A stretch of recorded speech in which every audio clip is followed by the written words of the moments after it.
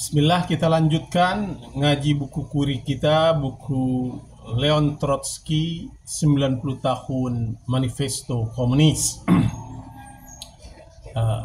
Dalam kata pengantar yang ditulis bersama antara Marx dan Engels pada edisi tahun 1872 menyatakan bahwa ada beberapa ketentuan dalam manifesto itu yang telah usang.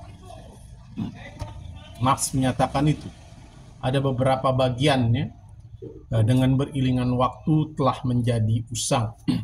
Beberapa bagian dari manifesto bahkan telah menjadi lebih usang karena perjalanan waktu.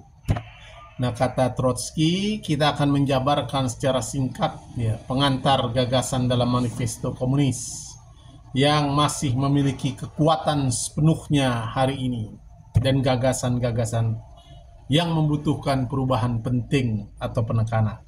Nah,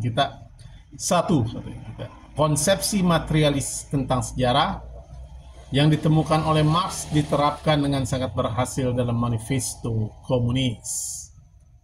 Nah, telah sepenuhnya teruji oleh peristiwa dan kritik. Hari ini ia adalah salah satu instrumen pemikiran manusia yang paling berharga. Semua interpretasi proses sejarah lain telah kehilangan semua makna ilmiahnya. Kita dapat menyatakan bahwa dengan kepastian bahwa di masa sekarang kita tidak akan bisa menjadi seorang militan revolusioner atau bahkan seorang pengamat politik yang baik tanpa mengasimilasi penafsiran materialis terhadap sejarah.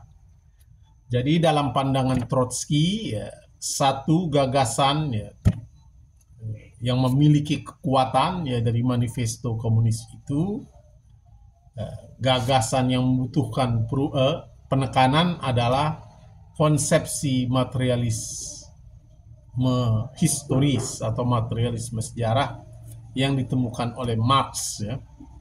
Dan ia mengatakan orang tidak mungkin bisa menjadi seorang militan yang revolusioner atau menjadi seorang pengamat politik yang baik tanpa memahami penafsiran materialisme terhadap sejarah.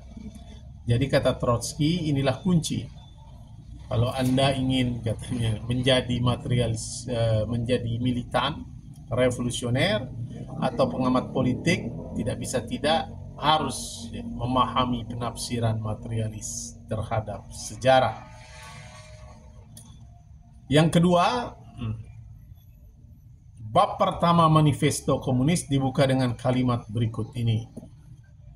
Sejarah dari semua masyarakat yang ada hingga sekarang adalah sejarah perjuangan kelas. Saya kira ini inti gagasan dari Marx dalam manifesto komunis, bahwa sejarah umat manusia adalah sejarah perjuangan kelas.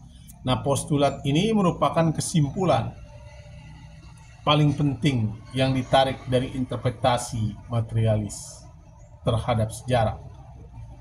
Segera menjadi isu dalam perjuangan kelas. Kaum reaksioner yang munafik, ini adalah musuh-musuh yang dianggap oleh Trotsky.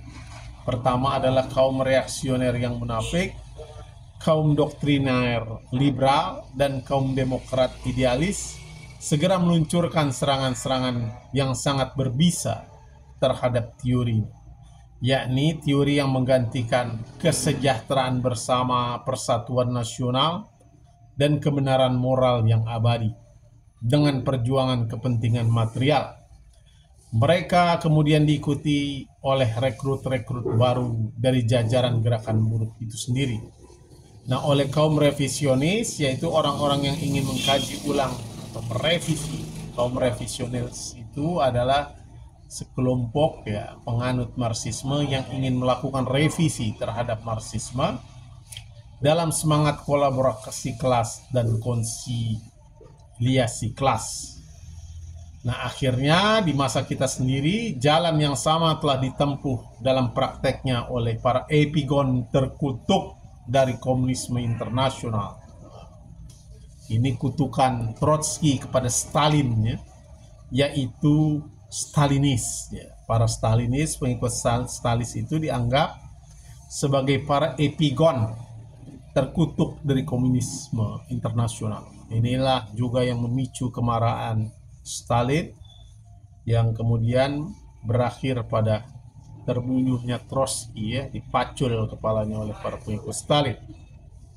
Apa yang disebut kebijakan front rakyat atau front populer mengalir sepenuhnya dari penyangkalan terhadap hukum-hukum perjuangan kelas. Sementara zaman imperialisme telah membawa semua kontradiksi sosial ke tensi tertingginya dan menjadi fakta yang memberi manifesto komunis kemenangan teoritis yang paling besar. Jadi manifesto ini adalah sebuah kemenangan teoritis, ya, dalam perjuangan kelas.